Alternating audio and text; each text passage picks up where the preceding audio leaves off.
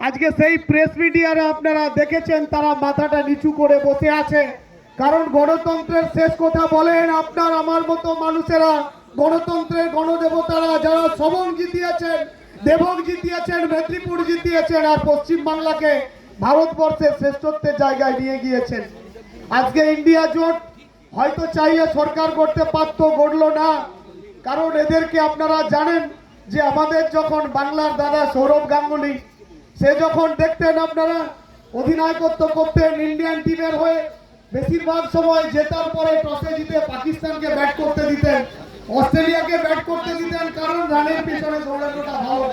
দায়িত্ব নিয়ে আমরা বলতে পারি যে আগামী দিন হয়তো ইন্ডিয়া জোটই সরকার করবে, সেই সরকারের নেতৃত্ব দেবেন বাংলার জনগণ অধিনায়িকা মমতা বন্দ্যোপাধ্যায়। আর আজকের দিনে দাঁড়িয়ে সেই শুভ সন্ধিক্ষণ যে দিনটার জন্য আপনারা অপেক্ষা করেছিলেন, আমাদের 32 ঘাটাল লোকসভা কেন্দ্রের প্রার্থী প্রিয় সাংসদ দীপক অধিকারী তিনি বলেছিলেন যত মানুষ ভোট দেবেন আমাকে সংখ্যায় তত সংখ্যক গাছ লাগাবো, হারি আর জিতি। হারার কোনো প্রশ্ন নেই, আপনারা জিতিয়ে দিয়েছেন আমাদের 32 ঘাটাল লোকসভা কেন্দ্রের তৃণমূল কংগ্রেসের তারকা প্রার্থী দীপক অধিকারীকে। তাই দীপক অধিকারী কথা দিলে কথা রাখার ছেলে।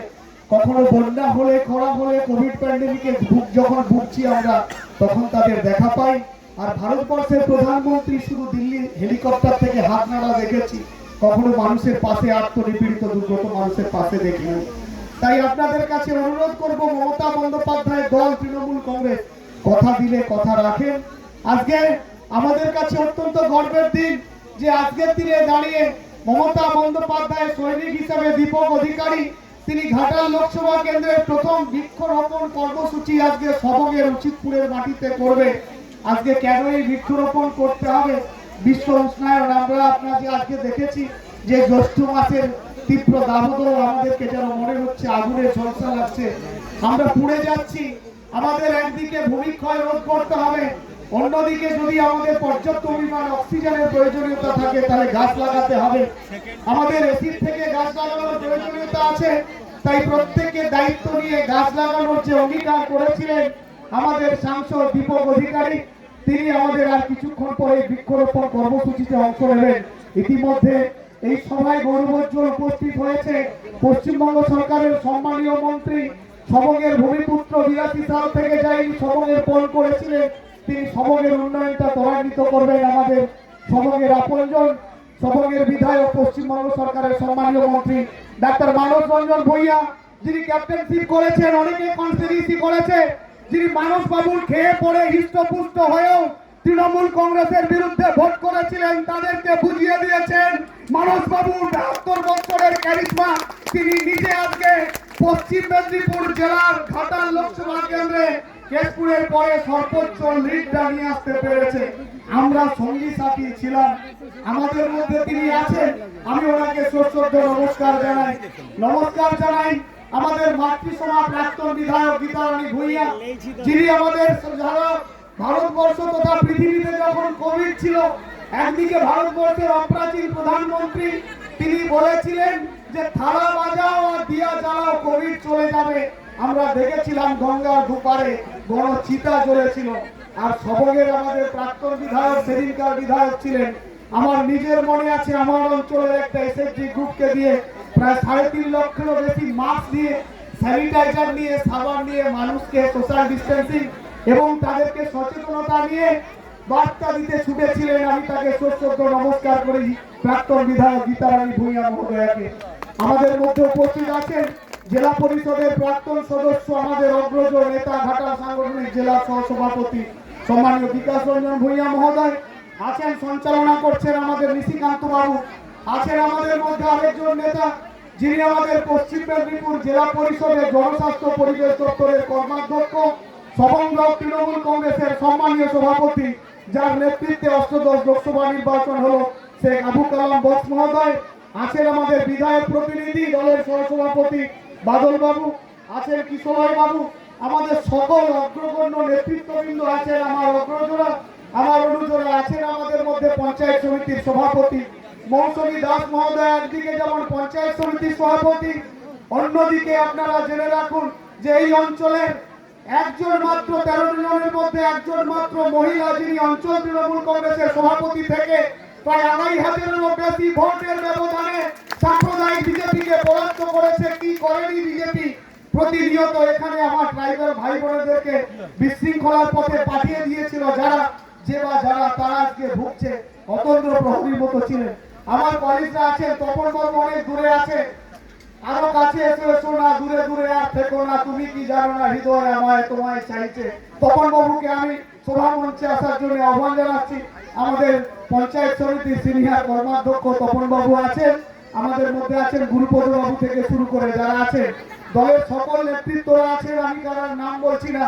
1 নম্বর অঞ্চলের সকল লিডার যারা আছেন, আমি দেখছি কিঙ্কর দা, রাজীব দা নিচে আছে, বিধান দা আছে এখানে, প্রত্যেকে এক টোটো এখানকার ক্যাপ্টেনশিপ দিচ্ছে, প্রত্যেকেই আছে। সুকুমার দা থেকে শুরু করে প্রধান ম্যাডাম আছে, পঞ্চায়েত সমিতি আছে, মহিলা নেত্রীরা আছেন। আমি সবাইকে শ্রদ্ধা, শুভেচ্ছা, নমস্কার, অভিনন্দন জানাই। সংক্ষিপ্ত বক্তব্য দেওয়ার পালা, কিন্তু আপনাদের সঙ্গে কথা বলতে বলতে একটু বিলম্ব ঘটলো, মাফ করবেন। আমি শুধু আপনাদের কাছে বলবো, আজকের যে কর্মসূচি, এই কর্মসূচি দেখে সাম্প্রদায়িক বিজেপি এবং সিপিএম এর ভাবা উচিত, বাড়িতে বসে কান্না করা উচিত। তার কারণ একটা রাজনৈতিক দল তারা যখন দেখেছে যে তৃণমূল কংগ্রেস 12 থেকে 14 ভাবে লাঠি কাটা শুরু করেছে, ডান কাটা শুরু করেছে, তৃণমূলকে মেরে ফাটিয়ে বস্তাবন্দি করে আরো সিপিএম এর মতো অত্যাচার করবো, আর ঠিক সেই সময় তৃণমূল কংগ্রেস জেতার পরে আজকে আপনারা দেখেছেন প্রকৃতির ভারসাম্য রক্ষায় বদ্ধপরিকর তৃণমূল কংগ্রেস বৃক্ষরোপণ কর্মসূচি দিয়েছে। কদিন বাদে দেখবেন রক্তদান শিবির থেকে শুরু করে আস্তে আস্তে তৃণমূল কংগ্রেসের সামাজিক কাজকর্মের মধ্যে দিয়ে মানুষের সাথে রাত দিন 7 দিন নিয়োজিত থাকে। এটাই তো মা, এটাই তো মাটি, এটাই তো মানুষের সরকার, এবং এই সরকারের এটাই কাজ। আমি তাই আপনাদেরকে বলবো, যারা আপনাকে ঘৃণা করে তাদের ঘৃণা করবেন না, কারণ যারা আমায় ঘৃণা করছে তাদের আমার ঘৃণা করার সময় নেই। কারণ আমাদের যারা ভালোবাসে তাদের ভালোবাসতেই আমরা ব্যস্ত আছি। আমি তাই অনুরোধ করব যে আসুন আমরা সম্প্রীতির বাংলা, সম্প্রীতির সময়ে আজকে এহেন অভূতপূর্ব রেজাল্ট। আমি তো বলবো যে স্বাধীনতার পরে লোকসভা নির্বাচনে আমার যা ব্যক্তিগত দর্শন, তাতে করে মনে হয় প্রথম 32,000-এরও বেশি লিড সবং বিধানসভা দিয়েছে। আমি আজকে দায়িত্ব নিয়ে বলবো, আমরা আরো কর্মীদের কাছে বদ্ধপরিকর, আমাদের উন্নয়নটাকে পাখির চোখ করতে হবে। আর যে সমস্ত মায়েরা লক্ষ্মীর ভান্ডারটাকে নিয়েও তৃণমূল কংগ্রেসে ভোট না দিয়েছেন, তাদের উদ্দেশ্যে অনুরোধ করে বলবো মাইক্রোফোনে, লজ্জার কিছু নেই। গত পরশুদিন আপনাদের অ্যাকাউন্টে 1000 আর 1200 ঢুকে গিয়েছে। দয়া করে মায়েরা টাকাটা তুলে নেবেন, আর 2026-এ ভোট দিতে যাওয়ার আগে আরেকবার ভাববেন। কারণ আপনারা যে রামকে নিয়ে রাজনীতি করেন, সেই রামের 3 মা ছিল, কৌশল্যা, কৈকেয়ী আর সুমিত্রা। আপনারা জেনে রাখুন, এই মায়ের একটা ছোট্ট ঘটনা।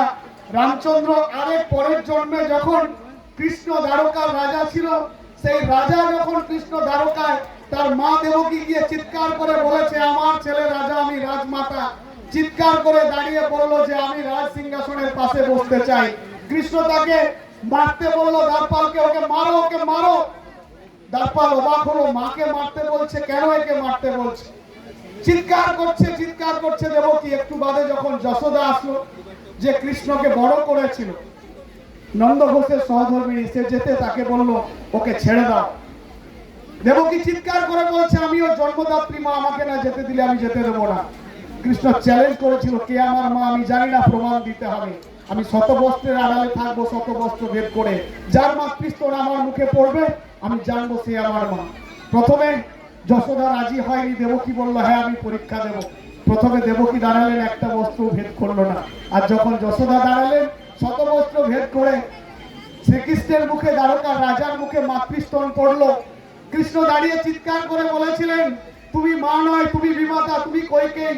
তোমার কুমন্ত্রণায় আমার পিতৃদেব দশরথ আমাকে 14 বছর বনবাসে পাঠিয়েছিল। তাই জেনে রাখুন, অনেক মায়েরা আছেন, এরা সেই মা, সেই কৈকেয়ীরা যারা মমতা বন্দ্যোপাধ্যায়ের খেয়ে, যারা অভিষেক বন্দ্যোপাধ্যায়ের উন্নয়ন নিয়ে বিজেপিতে ভোট দিতে গিয়েছে, তাদের বলবো চৈতন্য হোক। সবাই ভালো থাকুন, শুভ দিনে সবাই সুস্থ থাকবেন, ভালো থাকবেন, সবার নিরোগ সুস্থ জীবন কামনা করে আমার বক্তব্য শেষ করলাম। জয় হিন্দ, বন্দে মাতরম। তৃণমূল কংগ্রেস জিন্দাবাদ, অভিষেক বন্দ্যোপাধ্যায় জিন্দাবাদ।